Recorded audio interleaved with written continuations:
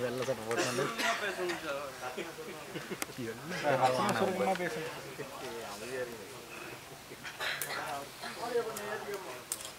அனைவருக்கும் வணக்கம்.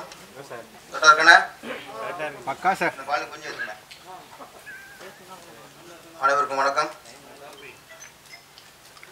இயக்குனர் வி. சேகர் அவர்கள் வந்து ஒரு 10-15 படம் பண்ணியிருப்பாங்க. எல்லாம் நல்ல கருத்து சொன்ன படங்கள், குடும்பத்துக்கு தேவையான படம், நாட்டுக்கு தேவையான படங்கள் தான் சொன்னார். அது எல்லாத்தையும் விட இன்னைக்கு பேசின பேச்சு இருக்குல்ல, இதெல்லாம் தாண்டிடுச்சு. 15-16 படத்தை சொன்ன கருத்தை விட இன்னைக்கு ஒட்டுமொத்தமாக பண்ணது டிரெக்டர். இதெல்லாம் தமிழன் கேட்டுட்டு போயிடக்கூடாது, காதில் கேட்டு மனசில் இறைக்கணும், அந்த மாதிரி கருத்துக்கள். அப்புறம் சொன்னார், நான் வந்து வாடகைக்காரில் வந்து இறங்கினார், நல்ல படம் ஆடுதான், அப்படிதான் கஞ்சா கடத்துற மாதிரி, படமும் தனியடிச்சுக்கிற மாதிரி, ஒரு 100-200 கொலை பண்ணுற மாதிரி இல்லை படம் முடிந்தால் நீங்கள் ஒரு 2 கோடி மதிப்புள்ள கார் வந்து இறங்கிருக்கீங்க. நம்ம பண்ண பாவம் நல்ல உடம்பா எடுத்துட்டோம். அடுத்த படம் பண்ணும்போது உஷாராடுங்க. இந்த மாஸ்டர் தினேஷ், நான் மாஸ்டர் சொல்லிட்டேன்னா பரவாயில்ல. இந்த ஒயிட் சட்னி சொல்லும்போது சீமான் அண்ணன் பார்த்தாரு, தேங்காய் சட்னி சுட்டு அப்படின்னாரு. க்ரீன் சட்னி அப்படிங்கும்போது அண்ணா ஒரு லுக்கு விட்டார், புதினா சட்னி சொல்லியா, அதெல்லாம் ஓகே தான். தினேஷில் இஸ் இருக்கேன், சட்னியை மாற்றிடலாம், இஸ் அப்படி மாற்றுறது. ஸ்ரீதர் மாஸ்டர், இந்த ஸ்ரீ அப்படி மாற்றுன்னு கேட்டுங்கம்மா அண்ணன்ட்ட. நிறைய பேர் இஸ் ஸ்ரீலாம் தர்றோம், நம்ம அண்ணன் மாதிரி அவளை வந்து எல்லாத்தையும் கொஞ்சம் மாற்றணும் போல இருக்கு. அப்புறம் அந்த படத்தோட தயாரிப்பாளர் நீ தனியாக சங்கம் வச்சிடலாம் போல, அது ஒன்றும் இங்கே கம்மியாக இருக்கு. ஏற்கனவே எத்தனை சங்கம் இருக்கு, ஒன்று வந்துட்டு இருக்கு. இது கொஞ்சம் ஸ்ட்ராங் ஆயிரும் போல இருக்கு, அத்தனை ப்ளீஸ் இருக்கு. ஒன்னே ஒன்று சொல்லணும், இங்கே சில பார்ட்னர் வருவாங்க, 2 தயாரிப்பு இருப்பாங்க, சேர்ந்து தயாரிப்பாங்க. ஃபஸ்ட்டு பூஜையில் பார்த்தா அவருக்கு மாலை போட்டு, இவருக்கு மாலை போட்டு கொஞ்சம் குலாவி அப்படி படம் ஆரம்பிக்கும். போக போக பார்த்தா நம்மளை கூட இருக்காங்கல்ல, ஒரு தயாரிப்பில் வருவார். அப்போ இயக்குனர் அந்த மூடில் இருப்பார், இதாக இருப்பார். தயாரிப்பு வந்தவுடனே அவர் வணக்கம் எந்திரிச்சு வணக்கம் சொல்லுவார். அடுத்து இன்னொரு பிசிலா பார்ட்னர் வருவார். பார்ட்னருக்கு என்ன தமிழில் பங்குதாரர். அண்ணா மன்னிச்சிருண்ணே, நீங்கள் நிறைய மன்னிப்பு கேட்க வேண்டியிருக்கோம், இதை வேறு வழி இல்லை. பங்குதாரர் வருவார். அப்போ அந்த இயக்குனர் அந்த ஷார்ட் வைக்கிறதுல மூட்டில் இருப்பார். தயாரிப்பு வரும்போது வணக்கத்துட்டு போயிடுவார், கூட சொல்லுவான். அவர் வரும்போது டைரக்டர் எந்திரிச்சு வணக்கம் சொன்னார், நீங்கள் வரும்போது உட்காந்து சொல்கிறாரு, கொஞ்சம் ஏறும். மறுநாள் இந்த ஃபஸ்ட்டு பங்குதாரர் ஃபஸ்ட்டு வருவார். கதாநாயகி, சார் வணக்கம் சார், சாப்பிட்டீங்க சார், சாப்பிட்டோம்மா. அடுத்து இன்னொரு பங்குதாரர் அப்புறம் வருவார். அந்த அம்மா இப்போ டைலாக்லாம் மனப்பாடம் பண்ணிக்கிட்டு இருக்கும், வசனத்தை மன்னிக்கணுமே, எத்தனை மணிக்கு நான் லிஸ்ட் போட்டுப்போம். வசனத்தை மனப்பாடம் பண்ணிக்கிட்டு இருக்கும்போது இவர் வருவார். அவர் வணக்கம் சொல்வார், சார் அவன் கூட சொல்லுவாங்க, சார் அவர் வரும்போது சார் சாப்பிட்டீங்களா அப்படின்னு, நீங்கள் வரும்போது சாப்பிட்டு கேட்கல சார். இப்படி டெய்லி ஒரு கிட்ட போட்டு படம் முடியும் போது பெரிய சண்டையாகும். ஃபஸ்ட்டு பங்குதாரர்கள் கடைசி சண்டைதாரர்கள் ஆயிடுவாங்க. 2 பிடிச்சிருக்கு இந்த கதி, நீங்கள் எத்தனை பிடிச்சிருக்கீங்க, இதுவே பெரிய சாதனை கௌதம் சார். இந்த படைங்கிறது என்னன்னா, இத்தனை பிடிச்சிருக்காங்கல்ல, இது ஒரு படை தான், தயாரிப்பாளர் படை. இந்த படையாண்ட மாவீரன் தான் கௌதம். கௌதம் சார் வந்து நான் அப்பப்போ வியந்து பார்ப்பேன். ராவணன்னு ஒரு படம் மன்சூலிகன் தயாரித்து அவரே ஹீரோ பண்ணார். அதுக்கு நான் ஒரு சில வசனம்லாம் எழுதினேன். அப்போ அவுட்டு ஷூட்டிங் போகும்போது ராமதாஸ் தான் இயக்குனர். தம்பி நீங்கள் வாங்க ஒர்க் பண்ணலாம் அப்படின்னாரு. நான் இன்னொரு படத்தில் ஒர்க் பண்ணுறதுனால நான் வர முடியாதுன்ட்டேன். அப்போ டக்குன்னு கௌதம் சார் தான் பண்ணார். அப்போ தான் அறிமுகம். ஆனால் அப்போல்லாம் இப்படி இல்லை, ரொம்ப சாது. நானே ரொம்ப கம்மியாக பேசுகிறாரு. நான் 10 வார்த்தை பேசினா 2 வார்த்தை பேசுவார். நான் நினைப்பேன், இவர் என்ன இப்படி இருக்காரு, இவர் எப்படி அசைட்டை ஒர்க் பண்ண போகிறாரு, டவுட் பட்டேன். ஆனால் இன்னைக்கு பார்த்தா மிகப்பெரிய போராளியாக இருக்காப்புல. எங்கெங்கேயும் செயினை கட்டுறாப்புல, பூட்டை போடுறாப்புல, வெட்டு வைக்கிறாப்புல.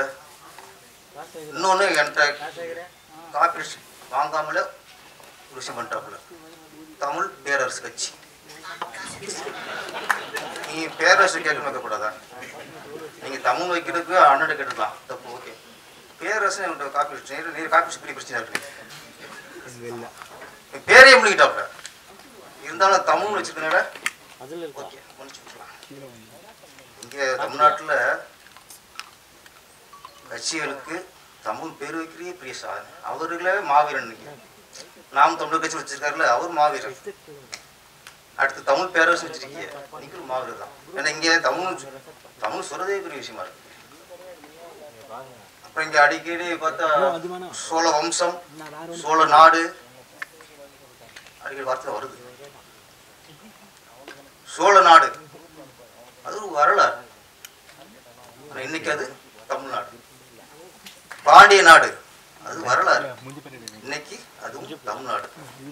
சேர நாடு அது வரலாறு, இன்னைக்கு அது தமிழ்நாடு. அது போலத்தான் திராவிடம் என்பது வரலாறு, தமிழ்நாடு என்பது நிதர்சனம், இன்றைய நிகழ்வு. சேர நாடு, சோழ நாடு, பாண்டிய நாடு இதெல்லாம் சேர்ந்து தமிழ்நாடாச்சு. ஆனால் திராவிடம் என்பது பிரிச்சது. சேர சோழ சேரங்கிறது சேர்ந்தது. திராவிடம் என்பது கேரளா, ஆந்திரா, கர்நாடகா பிரிஞ்சு நம்ம தமிழ்நாடு ஆகிட்டோம். அதனால் இன்னைக்கு இது தமிழ்நாடு. இன்னைக்கு சீமானன் இந்த படத்துக்கு வந்திருக்காருன்னா ஒரு திரைப்பட இசையில் விட்டு வந்திருக்காரா? இல்லை. கௌதம் ஒரு இயக்குனர் நண்பர் அப்படி வந்திருக்காரா? இல்லை. கௌதம் என்பவன் தமிழ் பற்றாளன், தமிழன், எங்க தமிழை பத்தி பேசுறவன். அந்த தமிழ் உணர்வோட தான் நிச்சயமான வந்திருக்காரு. இந்த படத்தோட டேலாக் நம்ம பாடமுறை வரும்போதுதான் வசனம். வாங்க நீங்க வாங்க அறிவு வாங்கி முடிச்சுட்டு ஏறு.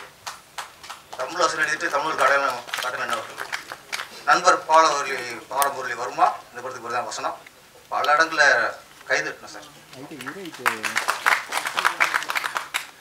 அது என்ன சொல்ற டைலாக் தான். தமிழை 3 இடத்துல தான் திருப்பி அடிச்சான் அப்படின்ட்டு. சந்தனக்காடு, முந்திரிக்காடு, நந்திக்காடு. இந்த இடத்துல திருப்பி அடிச்சான். பல இடங்களை திருப்பி அடிக்காம வீரம் இல்லாம இல்ல. தமிழனுக்கு வீரத்தை விட பொறுமை ஜாஸ்தி, பொறுமை அதிகம். அந்த பொறுமை காரணமா தான் பல இடங்களை அடிக்காம இருக்கான். நல்ல வசனம் வந்துச்சு, பாடல்ல ஒரு வரி வந்துச்சு. தமிழினம் உலகிலே அதான் மூத்த குடி. தமிழ் மொழிதான் எல்லா மொழிக்கும் தாய்மொழி, முதல் மொழி. நம்ம தான் பெரிய பேசிட்டே இருக்கோம், நம்ம பேசிட்டே இருக்கோம். தமிழ் மொழி எல்லா மொழிக்கும் மூத்த மொழி அப்படிங்கிறத ஒரு பஞ்சாபிக்காரன் ஒத்துக்காம இருக்கலாம், ஒரு குஜராத்துக்காரன் ஒத்துக்காம இருக்கலாம், ஒரு மகாராஷ்டிரா ஒத்துக்காம இருக்கலாம், ஹிந்தி பேசுறவங்க ஒத்துக்காம இருக்கலாம். ஆனா ஒரு மலையை ஒத்துக்காம இருக்கலாமா? ஒரு தெலுங்கு ஒத்துக்காம இருக்கலாமா? ஒரு கன்னடம் ஒத்துக்காம இருக்கலாமா? இங்க இருந்து பிரிஞ்சவங்கதான் நீங்களா? நீங்களே இதை ஒத்துக்க மாட்டீங்கன்னா அப்ப அமைப்பு ஒத்துக்குவோம். கமல் சார் அரசியல் ரீதியா விமர்சனம் இருக்கும். ஆனா முதல் முறையா ரொம்ப மதிக்கத்தக்க போற்றத்தக்க ஒரு விஷயம் சொன்னார். உண்மை சொன்னார், பலர சொன்னார். தாய்மொழிந்து இருந்ததுதான் கன்னடம். உண்மைதானே? இதுதான் எல்லாம் படிச்சிருக்கோம். இதுக்கு எல்லாரும் அதான் சொல்லியிருக்காங்க. அதை பொறுத்துக்க முடியல. ஆனா நான் மன்னிக்க மாட்டேன். அவர் பாராட்டணும், உங்க கையெழுத்து மூலியமா அவர் பாராட்டணும். ஏன்னா இங்க வந்து ஒரு தமிழனுக்கு ஒரு பிரச்சனைனா இங்க அரசியல் இல்லை, மதம் இல்லை, ஜாதி இல்லை, எல்லாத்தையும் தூக்கி போட்டு ஒரு தமிழுக்காக குரல் கொடுத்தானா பின்னாடி நிற்கணும் சார். விசிகேஸ்டா சொன்னார், இப்போ தான் ரொம்ப லேட்டாக தான் கமல் சாருக்கு தமிழன்ட்டு ஞானம் வந்துட்டு. அது எனக்கு நம்பிக்கை இல்லை. என்ன ஆமாம்மா, டார்ச் வச்சு உடச்சவர் தான் அவர் என்ன. அதனால் அது ஒரு சொல்லிட்டார். அவர் என்ன சொல்லிக்கணும்னா, தமிழ் நான் தமிழன், நான் தமிழன் அப்படிதான் சொல்லுவேன். என் மொழிதான் மூல மொழி எல்லாத்துக்கும். நான் தமிழன். நான் தமிழனுங்கிற வார்த்தை என்னைக்கு வாயிட்டு வருதோ அன்னைத்தான் வீச சொன்னது உண்மை. நீங்க திராவிடம் சொல்லிவிட்டுலாம் யூஸ் பண்ணக்கூடாது. அது சீமானன் வந்திருக்காரு. சீமானன் இன்னைக்கு அரசியல் கட்சியில் சினிமாவில் சரி, சினிமாவில் சிலர் தான் தமிழுக்காக வாழ்றாங்க, தமிழுக்காக போராடிக்கிறாங்க. அப்படி ஒரு தமிழ்ல யாருக்கும் உணவே இல்லை. சொன்ன மாதிரி அவன் கரெக்டாக கணிக்கிறான். யாரு கன்னடத்தில் கணிக்கிறான். யார விசே சார் வந்து நான் தமிழ் சொல்லும்போது விட்டான். அதை நம்ம உணரணும். நான் சொன்னது சரியா தவறா? நம்ம ஒன்னே ஒன்று சொல்லிடுறேன், முடிச்சிடறேன். நீங்கள் நிறைய சொன்னீங்க பற்றி. இன்னைக்கு ஆந்திராவில் திரைப்படத்துறைக்குன்னு திரைப்பட சங்கம் இருக்கு, அங்கே இயக்குனர் சங்கம் இருக்கு. அங்கே சங்கத்தில் தமிழர்கள் யாருக்கும் பாதி போட்டு விட முடியாது. கனடாவில் அதிகமாக திரைப்பட சங்கம் இருக்கு, இயக்குனர் சங்கம் இருக்கு, எல்லாத்துக்கும் சங்கம் இருக்கு. அங்கே அந்த மொழி சார்ந்தவர் தான் அங்கே பதிவு இருக்க முடியும், இங்கே இருக்க முடியாது. கேரளா நீங்கள் குட்டிக்காரன் கூட்டாலும் சரி, அங்கே ஒரு தமிழன் வந்து ஒரு சங்கத்தில் போய் பதிவு வகிக்க முடியாது. ஆனால் நம்ம தமிழ்நாட்டில் எல்லா சங்கத்திலையும் எல்லா ஆளும் இருக்கலாம். சங்கத்தை மட்டுமா இருக்கும், தமிழ்நாட்டு ஆளுதங்களா இருக்கலாம். அது என்னைக்கு நம்மளுக்கு விழிப்புணர்வு வரும்? அன்னைக்கு வரணும். அன்னைக்கு வந்தால் தான் நம்ம தமிழனுங்கிற உணர்வு நம்ம தமிழன் நிறுத்த முடியும். நம்ம எல்லாத்தையும் பதிவுக்கு அவங்களை உட்கார வச்சுக்கிட்டு அப்புறம் தமிழன் என்று சொல்லடா, தலை நிமிர்ந்து நின்றுடா, அது உண்மை அந்த வார்த்தை இருக்குல்ல, தமிழன் என்று சொல்லடா, தலை நிமிர்ந்து நின்றுடா. ஏன்னா நம்ம கீழே இருக்கோம், நம்ம மேலே இருக்கான்.